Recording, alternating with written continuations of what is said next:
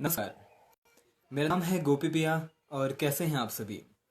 दोस्तों, भारत के अंदर इतने सारे त्योहार मनाए जाते हैं। अगर हम उन सभी त्योहारों का गहराई से विश्लेषण करते हैं तो आपको समझने में देरी नहीं लगेगी कि हम मानवता और मानवता की सभ्यता को कितनी गहराई से समझ सकते हैं। लेकिन आज भारत के अंदर यूरोपीय सभ्यता यानी जो नकलची बंदर हम बनने की कोशिश कर रहे हैं, उन्होंने हमारे अंदर के नैतिक गुणों को समाप्त कर दिया है। ऐसा लगता है जैसे हमने त्योहारों के नाम पर कोई लूट मचा रखी है। चाहे लूट नैतिकता की हो, चाहे लूट पैसों की हो, या फिर किसी भी चीज़ की हो, या फिर भावनाओं की भी हो।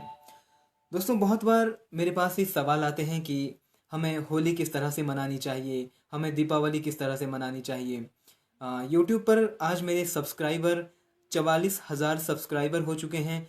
तो वहाँ पर भी सब्सक्राइबर ये पूछते हैं कि अभी जो भारत के अंदर सबसे प्रचलित सांस्कृतिक त्यौहार मैं इसे कहूँगा। देखिए, मैं त्यौहार इसलिए इसे बताता हूँ क्योंकि ये हमें अपने अंदर विश्लेषण करने का एक अवसर देता है, एक मौका देता है। आप सोचिए, दीपावली आती है, दशहरा आता है, भैया दूज, रक्षाबंधन, होली, ये सारे त्यौहार किस लिए होते हैं? ये त्यौहार इसलिए होते हैं ताकि हम अपने चरित्र का विश्लेषण कर सकें। हम अपने चरित्र को कैसे देख सकते हैं, क्या हमारे अंदर ऐसे गुण हैं जो हम अपने चरित्र को सुंदर बना सकते हैं। तो त्योहार हमारे जीवन का अभिन्न अंग है, जिस तरह से भोजन में नमक। तो आज मेरे पास बहुत सी माताओं के यूट्यूब के माध्यम से क्वेश्चंस आए हैं और इंस्टाग्राम के माध्यम से आए हैं क्वेश्चन। तो बहुत सी बहनें ये पूछना चाहती हैं कि करवा चौथ को लेकर के आज विशेषकर हम बात करेंगे करवा चौथ को लेकर के कि करवा चौथ क्यों मनाया जाता है और करवा चौथ पर हमें कौन सी ऐसी चीज़ें हैं जो हमें ध्यान रखनी होगी, क्योंकि ये मानव सभ्यता को एक दूसरे आयाम तक पहुंचाने का सबसे सरल मार्ग है। क्या कोई ऐसी चीज़ है? क्या इतने पैसे खर्च करके कि मैं लाखों, करोड़ों, अरबों, खरबों या फिर अनगिनत पैसा खर्च करूं और अपने जीवन को सुंदर बना सकूं? क्या ये तय हो सकता है? नहीं। आप पैसे खर्च करके कोई भी त्योहार नहीं मना सकते हैं जब तक आप अपने अंदर बौद्धिक और भावनात्मक स्तर पर एक कामयाबी हासिल नहीं कर लेते हैं। तो आज माताएं, बहनें काफ़ी खुश होंगी क्योंकि आने वाले दिनों में करवा चौथ है और उन्हें इस चीज़ को मनाना भी है और वो व्रत रखती हैं। व्रत किस चीज़ का रखना चाहिए? तो क्या आप भोजन छोड़ने वाली हैं सिर्फ एक दिन के लिए? एक दिन के लिए नहीं, आप सिर्फ कुछ समय के लिए आप भोजन को अपने शरीर से दूर रखने वाली हैं। शायद आप पानी पीकर रहेंगी या फिर आप फल या कुछ दूसरी चीज़ें खा करके आप पूरे दिन भर रहेंगी। मैं ये नहीं कह रहा हूँ कि आपको फल फ्रूट्स नहीं खाने हैं, आप खाइए और पानी पीकर आप जीवित रहिए, ये चीज़ें ठीक हैं। लेकिन साथ ही साथ में आप अपने चरित्र का मूल्यांकन भी कीजिए। अगर आप अपने चरित्र को मूल्यांकन नहीं करते हैं तो ये आपकी सभ्यता के लिए काफ़ी खतरनाक हो सकता है। देखिए, मेरे कहने का अभिप्राय ये है कि जब आप करवा चौथ के इस बंधन में आगे जाती हैं तो आपको गहराई से ये समझने की ज़रूरत है कि मेरे जीवन में जो ये समय आया है, मैं इसे कितने सुंदर तरीके से और अच्छा बना सकती हूँ। करवा चौथ का व्रत रखना शादीशुदा महिलाओं के लिए, क्योंकि शादीशुदा महिलाएं ही करवा चौथ को सेलिब्रेट करती हैं। तो पहले चीज़ उन्हें क्या करनी चाहिए? क्या उन्हें व्रत रखना चाहिए? बिल्कुल। अगर आप हिंदू संस्कृति को मानते हैं तो आपको वाकई में व्रत रखना चाहिए। इसके पीछे कारण ये है, आपका शरीर, आपकी आत्मा और आपका बौद्धिक और मानसिक सचेतना गहराई से काम कर सके। तो व्रत का मतलब है कुछ धारण करना, कुछ धारणा करना, प्रण लेना। आज आप क्या प्रण लेती हैं? तो मानव सभ्यता में सबसे बड़ी जो विकसित सभ्यता है वो है भाषा, और उसके साथ कि हम सोच और समझ सकते हैं। इतनी बड़ी विकसित सभ्यता हमारी हो चुकी है, आज हम हर चीज़ को गहराई से देख सकते हैं। तो आपको अपने जीवन को भी गहराई से देखना है, आपको अपनी बौद्धिक क्षमताओं को गहराई से देखना है, और आपको, जब मैंने कहा कि जीवन को गहराई से देखना है, इसका मतलब क्या है? इसका मतलब है परिवार, रिश्ते, खुशी और आपके जीवन का हर एक वो पल जिसे आप जीना चाहते हैं। तो आप कोई भी ऐसा जीवन नहीं जीना चाहते जिसमें दुख भरा हो। आप कोई भी ऐसा जीवन नहीं जीना चाहते जहाँ पर आपको अच्छा ना लगे। कोई ऐसा रिश्ता आप अपने जीवन में नहीं रखना चाहते जहाँ पर खुशी ना मिलती हो। तो करवा चौथ विशेषकर महिलाओं को अपने अंदर से सफाई का एक अच्छा मौका देती है, पुरुषों को भी और महिलाओं को भी।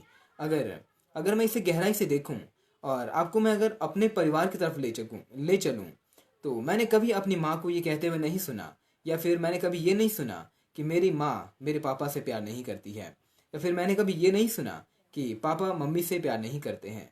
तो यहाँ पर बात प्यार की है या फिर शरीर के आलिंगन होने की है। देखिए, कोई भी प्यार अपने अंतिम स्तर तक तब जाता है जब दो शरीर आपस में मिलते हैं।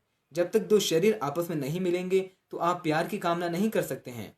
हाँ, आप भावनात्मक तौर पर जुड़ सकते हैं, लेकिन उसमें प्यार होगा ये संभव नहीं है। प्यार का मतलब ये नहीं है कि आपको शारीरिक रूप से आलिंगन करना है, नहीं। मैं कह रहा हूँ शारीरिक रूप से जुड़ना, यानी संभोग की अवस्था से पीछे हटकर आप मानसिक और बौद्धिक अवधारणा को अपनी गहराई से जोड़ते हैं। क्या ये चीज़ें सही नहीं हैं? लेकिन करवा चौथ का ये जो पर्व आने वाला है, इसमें महिलाओं को विशेषकर क्या करना चाहिए और कौन सी चीज़ें नहीं करनी चाहिए। बहुत सी महिलाएं सोचती हैं कि ये सिर्फ एक सेलिब्रेशन का मौका है।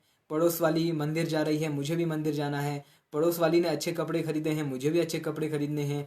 उसके पास अच्छे गहने हैं, मुझे भी गहने खरीदने हैं। मैं कहता हूँ, अगर आपके पास कपड़े, गहने और सुंदर सुंदर वस्तुएं या फिर मेहंदी तक खरीदने के पैसे नहीं हैं, तो आप सबसे अच्छा करवा चौथ मना सकती हैं। क्या मैं गलत हूँ? हो सकता है बहुत से लोगों को ये लग रहा होगा, अगर कोई महिला सजे ना, कोई महिला धजे ना, तो वो सुंदर कैसे लगेगी और वो अपना करवा चौथ कैसे मनाएगी। बहुत सी महिलाएं, जब मैं पिछले दिनों में भी घूमने कहीं बाहर गया था, तो मुझे पता चला कि बहुत सी महिलाएं शॉपिंग करने निकली हैं।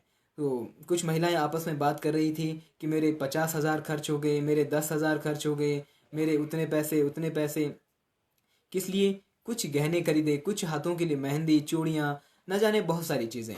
तो आपको क्या करना होगा, और इस अवसर पर क्या आपको महंगी चीज़ें खरीदनी चाहिए? मैं कह रहा हूँ कि आप इन सब चीज़ों के पीछे क्यों भाग रहे हैं? आपको सजना क्यों है? अगर आप अपने पति के लिए अपने शरीर को, अपने मन को, अपने केवल एक पति पर समर्पित कर पा रही हैं, जैसे एक शरीर और एक आत्मा, ठीक उसी तरह से अगर आप शादीशुदा हैं और अपने पति के लिए ये प्रण करती हैं कि करवा चौथ के इस अवसर पर मेरा शरीर, मेरा मन केवल मेरे प्रेमी, केवल मेरे पति के लिए है, तो आपको सजने की ज़रूरत नहीं है। तो मैं आपको अपने जीवन के थोड़े पीछे लिए चलता हूँ। एक मर्तबा मैं एक लड़की से मिला, तो मुझे उस लड़की से कुछ प्यार भरी बातें करनी थी, बिकॉज आई लाइक हर। तो मैंने उससे कहा कि क्या अगर हम कभी शादी करें तो किस तरह से करनी चाहिए। उसने कहा कि मेरे घर वाले वो देंगे, मेरे लिए बहुत सारी चीज़ें करने वाले हैं। मैंने कहा कि नहीं, हमें शादी में वो या वो नहीं खरीदना है। मैं कहता हूँ कि मुझे मंगलसूत्र तक खरीदने की ज़रूरत नहीं है। तुम्हें मेरे पास नंगी अवस्था में आना होगा, यानी आपके शरीर पर कोई भी कपड़ा ना हो, और उस अवस्था में क्या तुम मेरे घर आ सकती हो? तो वो विचलित हो उठी। अरे, ये कैसी बात कर रहे हैं? आपको इस तरह से बात करने का अधिकार किसने दिया? मैं कह रहा हूँ कि जब आप किसी से शरीर और मन का संयोग बना करके, संतुलन बना करके जुड़ जाते हैं, तो आपको दिखावा करने की ज़रूरत नहीं है। क्योंकि हो सकता है बहुत सी महिलाएं ये सारी चीज़ें खरीद सकती हैं, लेकिन आज भी हमारे देश में बहुत सी महिलाएं ऐसी हैं जिनके पास ये सारी चीज़ें खरीदने का पैसा नहीं है और समय भी नहीं है। तो ऐसे में हम करवा चौथ के दिन क्या ना सजें, क्या ना संवरें? तो आप सजें, आप सुंदर बने, लेकिन व्रत का मतलब है कि जैसा आप मैंने पहले बताया कि व्रत लेना चाहिए, लेकिन व्रत सिर्फ भोजन का नहीं लेना चाहिए। जिस तरह से आप भोजन से दूर रहीं, ठीक उसी तरह से आप ये संकल्प अपने अंदर लें कि करवा चौथ के दिन, मात्र उस दिन नहीं, ये संकल्प माँ को, बेटियों को सिखाना चाहिए। लेकिन अगर आप लोगों के पास जानकारी नहीं है, तो मैं सरल भाषा में बता रहा हूँ।